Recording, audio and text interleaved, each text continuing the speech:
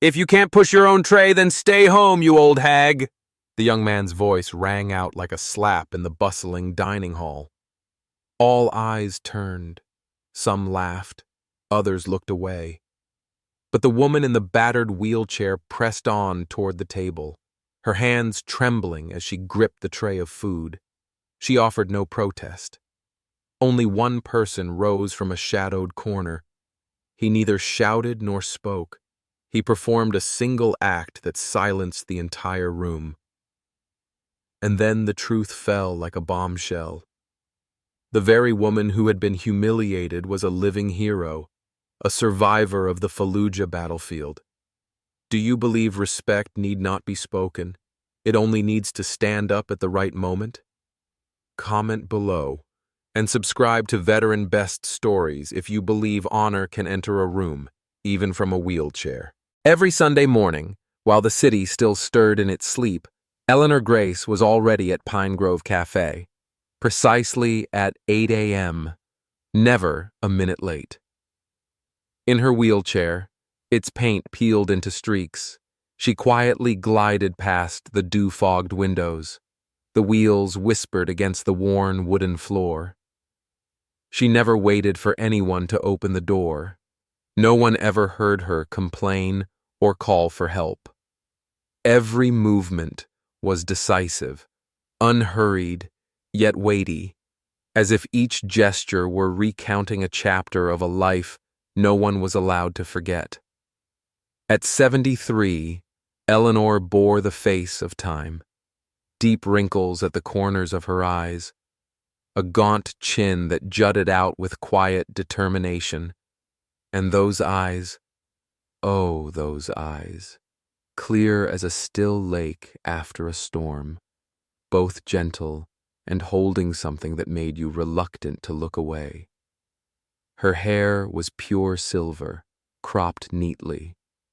No lipstick, no perfume, only a simple, solemn presence, as though she were a fixture of the cafe, always there and always meant to remain. Her breakfast hadn't changed in over a decade. A cup of black coffee with no sugar, a bowl of thick oatmeal, and a dry slice of toasted whole-grain bread. She prepared it all herself. No one dared intervene, for everyone understood. Help was not what she sought. Her frail but sturdy hands moved along the counter, scooping oatmeal, pouring coffee. Rituals, not mere routines. Each morning, with those same hands, she reattached herself to the world. To the students and office workers who dropped by for convenience, Eleanor was simply a stubborn old lady, silent, unapproachable. But to the veterans and retired officers who sometimes came to Pine Grove, she was a living monument, a quiet symbol none could deny. They never spoke of her past. No need. A distant glance she cast toward the window was enough to stir memories they shared. That Sunday, Pine Grove was packed. A group of college students, ink smudged from exams, the faint aroma of last night's beer clinging to them, claimed the corner table. Laughter, ringtone chimes, and the scent of waffles mingled in the warm air. Eleanor, as always, waited patiently in line, then wheeled through the narrow aisle between tables. She wasn't in a hurry. She disturbed no one. Everything proceeded as usual, until it didn't. A slight slip of the wrist, the tray tilted. The coffee cup toppled first, shattering on the floor. The oatmeal bowl followed, spilling like a tide across the old boards. The final slice of bread spun once, twice, then lay still beside a student's sneaker. Silence hung for a heartbeat. Then laughter erupted, loud, thoughtless. "Hey, Granny, this isn't a nursing home!" Another jeer joined in. More laughter. Some eyes looked away. Others shook their heads reluctantly. Yet no one spoke up. Eleanor didn't meet their gaze. She didn't react. She simply lowered her head, slowly gathering the broken ceramic pieces, tiny shards embedding themselves in memory. Her hands trembled, not from fear, but something else, something suppressed for years, now surfacing in this bustling cafe. A waitress approached. "Let me help you, ma'am." Eleanor gently raised her hand, not to brush her off, but in a quiet, courteous refusal. She didn't need help, not now, not in a pitying way. She bent to collect each fragment, and in that weighted silence, every chuckle died. The student who'd mocked her glanced around, confusion etched on his youthful face. There was something in Eleanor's unbowed posture, in her serene composure, that made him feel small. The shame didn't come from scolding, it came from the absence of it. A middle-aged man in a leather jacket stepped forward. His scarred face was grave, his voice low and clipped. "She saved my life in Kandahar in '92, a battlefield doctor. She single-handedly evacuated an entire platoon under fire." He said no more. He looked at no one in particular, only crouched to help Eleanor gather the remaining oatmeal, without a word. Silence enveloped Pine Grove. The student bowed his head. One of his friends fetched another tray. "I'll get you a new breakfast, ma'am." Eleanor didn't look up, yet there was something softer in her eyes. She nodded gently, an unspoken thanks, not for being served, but for something deeper, a faint light passing into the next generation. Her breakfast arrived late that morning, but no one noticed. In that cafe, each person seemed to have learned something about perseverance, about quiet dignity, and about the value of a person measured not by appearance or age, but by how they face life's worst moments and still uphold their honor. No one stepped forward, no hand reached out, no gentle question was asked. All Eleanor received were glances, neither pity nor understanding, but hollow curiosity. A glance swept sideways, then away. A server's arm hesitated for a half beat, then quietly turned away, melting into the back counter as if she had never existed. She bent down. The coffee spread in a dark, jagged streak, brushing the sneaker of the student who'd mocked her.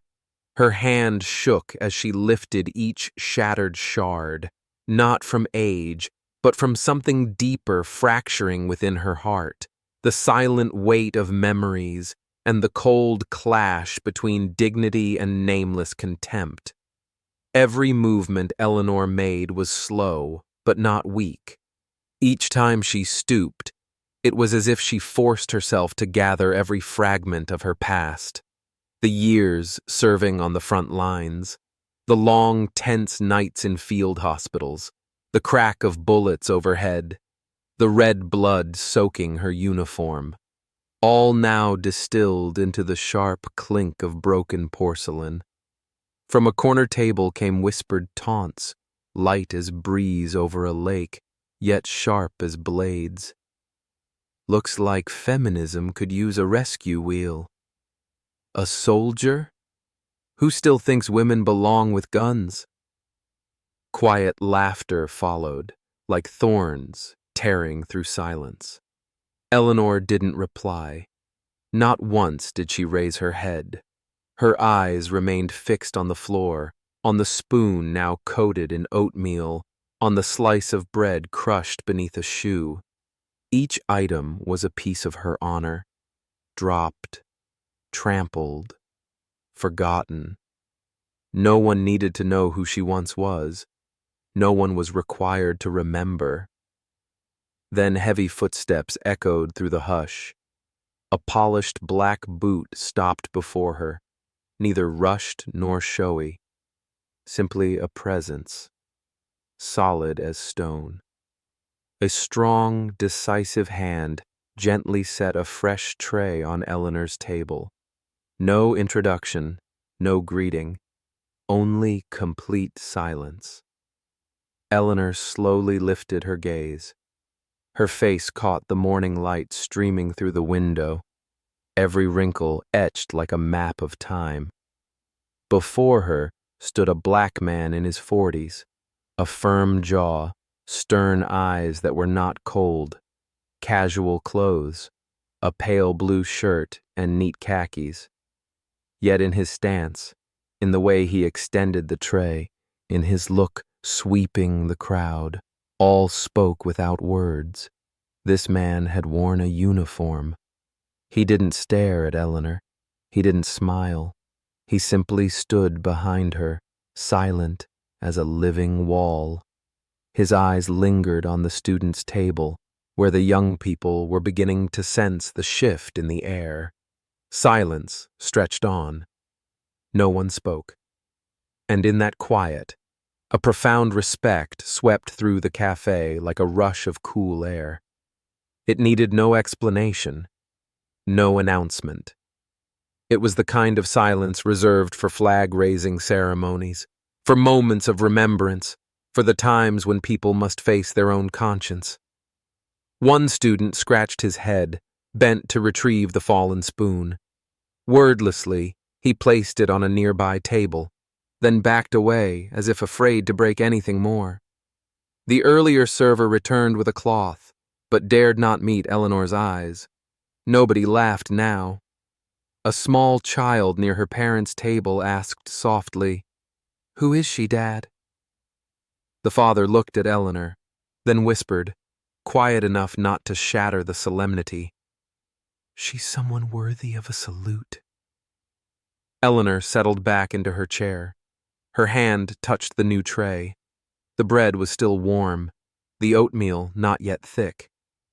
Yet her eyes met the room directly, no longer avoiding their gaze, no longer bowing. In her gentle nod was a silent, "Thank you," needing no words. The man did not stay. He walked slowly toward the door, without looking back. But as he passed the students, he paused for a moment.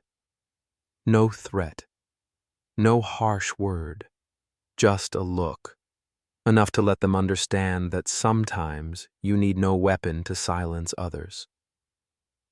Eleanor remained alone, finishing her late breakfast. But from every corner of the cafe, respect had been restored. Not with applause, not with acclaims, but with silence. The silence that had once been absent, yet compelled those who had laughed to bow their heads.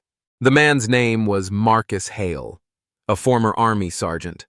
He'd left the front lines nearly a decade ago, carrying the smell of scorching sand in his lungs, a haze of smoke in his eyes, and scars in his flesh that would never fade. He lived quietly on the edge of a small town. No need for accolades. No one needed to remember old stories.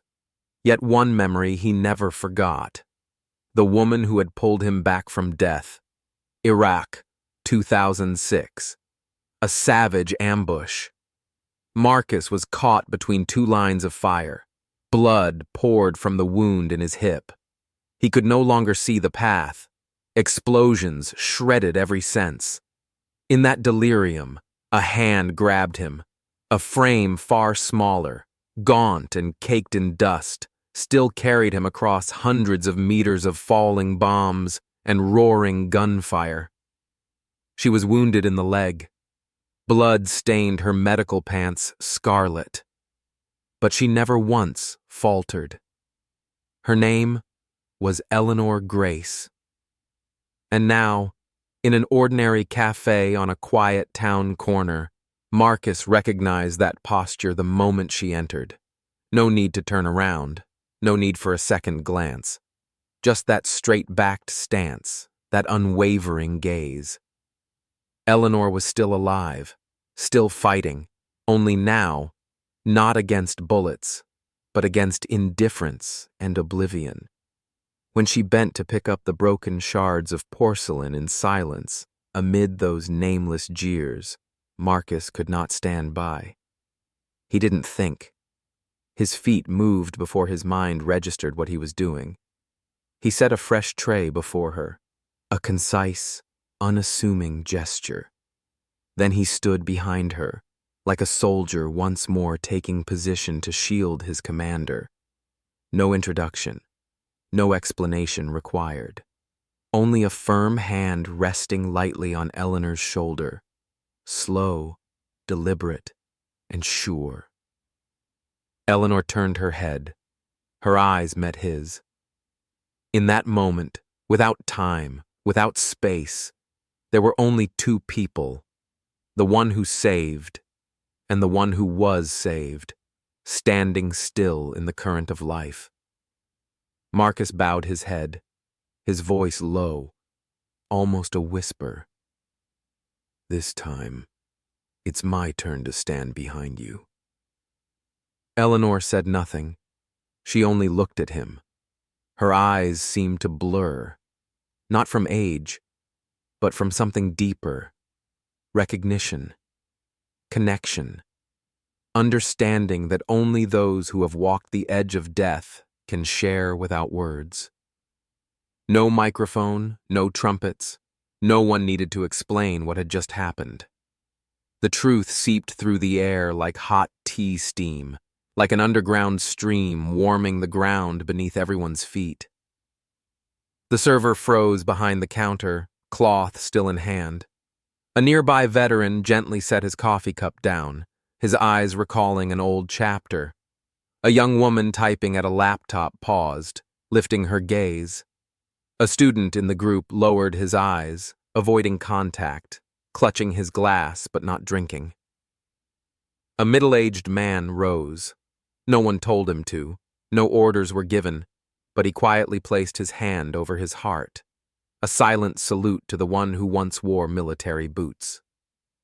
Silence enveloped the room. No more laughter, no more chatter. Only one echo remained, the raw truth, needing no proof, demanding no acknowledgement. A woman, once wounded on the battlefield, who saved her comrades with her own blood, now stooped to gather broken pieces amid young people who knew nothing of her past. And the man she once carried on her back, now standing behind her, ready to bear her weight. Eleanor sat back down, the new tray before her. She touched the rim of her cup, then turned to Marcus. No words of thanks, no extraneous gesture, only her gaze, warm, profound, direct. And in that look, Marcus understood. She had never waited for anyone to protect her. But today, just today, she allowed someone to stand by her side. He took a seat at a nearby table, did not leave. Breakfast resumed, but it was never the same. In that moment, Pine Grove was no longer just a cafe. It had become the site of something sacred, unspoken, yet heard by all. No one spoke of it again. But when Eleanor lifted her cup, her hands no longer trembled, and as Marcus sat quietly beside her, eyes fixed on the window, he knew this would not be the last time he stood watch over her. The sounds of the kitchen drifted from behind the counter, the sizzle of hot oil, the gentle tap of a spoon against the pot's rim. All fell silent as Molly stepped out. The kitchen door closed softly behind her, carrying a hint of smoky bacon and something heavier, emotion. She did not speak at once. She simply walked slowly past the counter, her gaze never leaving the woman seated there. Eleanor Grace, silver hair and quiet eyes, a serene face amid a society forgetting how to bow. Molly was the daughter of a Marine veteran. She grew up on battlefield stories, on loyalty, and on nights awakened by her father's cries in dream. Those memories, though not her own, were rooted deep in her blood. She stopped mid-room, eyes that had witnessed so many scenes in this small cafe blurred. "I see you," she said, unamplified, firm yet simple. "I'd like to invite you, Eleanor, to this breakfast, and every Sunday after." No one reacted immediately. Yet in that freshly spoken silence, something shifted, as if an invisible wave passed through the room. No fanfare, no applause, but a clear consensus in every glance, in every heartbeat. The young server returned. No one called her, no one asked. But she came, cloth in hand and a clean towel. Her face shed its earlier indifference. Now it wore quiet reverence. She knelt, wiping away the last coffee stains from the floor, each motion as if touching something sacred. She placed an extra napkin on Eleanor's table. A glass of water followed without question. No one instructed her. But this was the only way to show respect, through action, not words. Marcus remained frozen behind Eleanor. He did not move. He spoke no further. He simply stood. A milestone, a guard, a living witness to a truth the world once tried to forget. And then, as though an unheard command, yet felt by all, others in the cafe began to rise. An old, thin man with a wooden cane by his side lifted himself slowly. He turned toward Eleanor. A middle-aged woman, hair streaked gray and brown, clad in a worn windbreaker, she too rose hand to chest. Then 2 younger men, steady of step, eyes full of understanding, stood as one, all turning to face Eleanor. No uniform required, no medals needed, no introductions. Yet they were known. They had been soldiers, they had served. They knew what it meant to fall and to rise for another. The room suddenly became solemn. No one spoke, no one moved. The clink of cutlery, the hiss of the espresso machine, all ceased. Only hearts beating and hands pressed over left chests, where oaths once lay. Eleanor's eyes fluttered closed, not from sudden emotion, but as she drew a deep breath, something ancient and sacred returning, recognition, appreciation, not for her deeds, but for her courage. She opened her eyes, and for the first time since she entered the cafe, she smiled.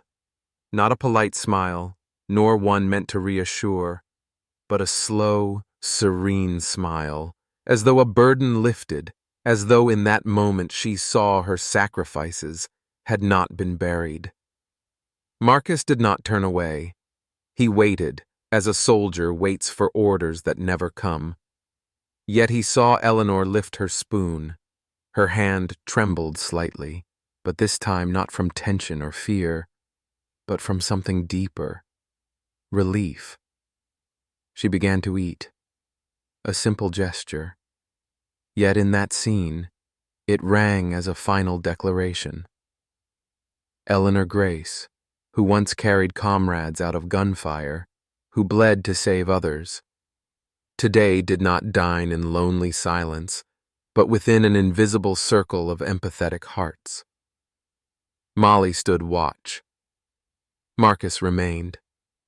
And the soldiers, old and young, men and women, kept hands over hearts. No one left. For sometimes the most ordinary breakfasts witness the extraordinary.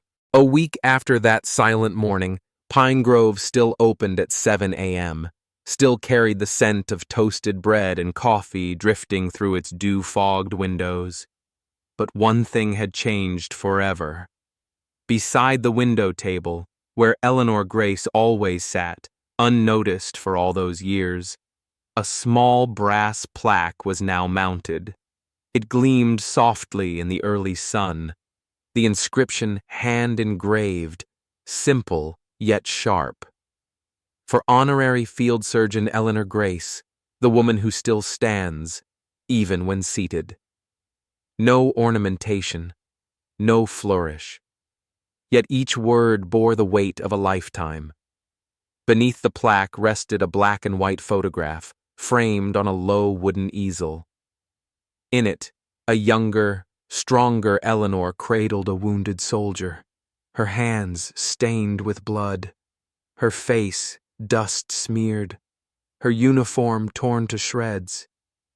But her gaze, that gaze remained fixed ahead, unwavering, unshaken, as if she beheld something beyond the present pain. That photo was Marcus's gift.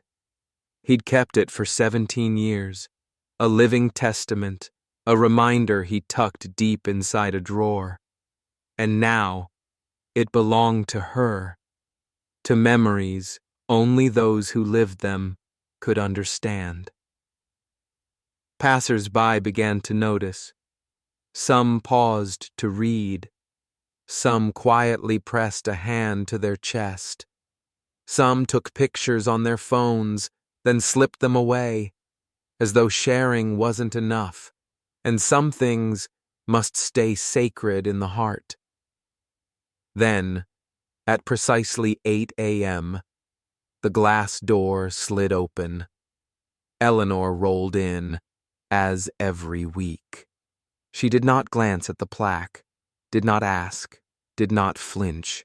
She simply glided to her usual spot, as if everything had always been meant to be this way, as if honor needs no announcement, it must only be felt. Marcus was already there, not standing behind her this time. He sat at the opposite table, fingers interlaced on his knee, back as straight as in barracks. He was no longer a guard, no longer in debt. He was simply a comrade, equal, silent, yet understanding each other to the core. They needed no words. A few minutes later, the group of students entered. The door closed softly behind them. No laughter echoed. No nervous footsteps rattled. They moved slowly, almost hesitantly, each carrying a small bouquet wrapped in rustic brown paper, the kind laid upon a grave or a memorial table. The one who had thrown cruel words that day led the way. Then, his face bright with youthful arrogance now hung low. His hand trembled as he approached Eleanor's table. No one nudged him, no one prompted him to return. Yet he came back, for something stronger than any classroom lesson, stronger than youthful pride, shame, and gratitude. He stopped before her. The cafe fell silent, as though holding its breath. We're sorry, he said, voice soft, as if afraid to crack the fragile hush. I was wrong. Eleanor did not answer immediately. She looked at him, long and steady. Her clear eyes judged nothing, were neither harsh nor indulgent. They held the gaze of someone who'd witnessed war's best and worst and had never given up. The student felt himself drawn into that look. He stood still, did not shrink back, did not resist. He simply waited. Finally, Eleanor nodded once. Her voice rang out, not loud, but sharp as a fine wire cutting through silence. Next time learn, before you judge. The battlefield is not always afar. No one spoke. The bouquet rested on her table, beside the photo and plaque. A single white rose leaned gently against the frame's glass. Everything felt both closed and open. An apology received, a lesson engraved. Nothing more was needed. Marcus inclined his head slightly. He did not smile, but his eyes softened. Something in this space had been set right. No more disorder, no more injustice. Eleanor lifted her cup of coffee. Her slender hand raised it steadily. She took a small sip, then set it down. Everything moved in slow motion, as a sacred ritual within the everyday. From behind the counter, Molly watched in silence. She did not step forward, did not speak. She simply stood there, the keeper of this place that sold coffee, yet held a piece of the nation's memory. Outside the window, slanted sunlight struck the brass plaque, making its engraved words glow. The woman who still stands, even when seated, Another morning at Pine Grove, but no one inside would ever be the same again. Eleanor Grace needs no podium. She needs no title beside her name. She simply sits there, as she does every Sunday, at the window table, beneath the slanted sunlight filtering through misted glass. No declaration, no self-introduction.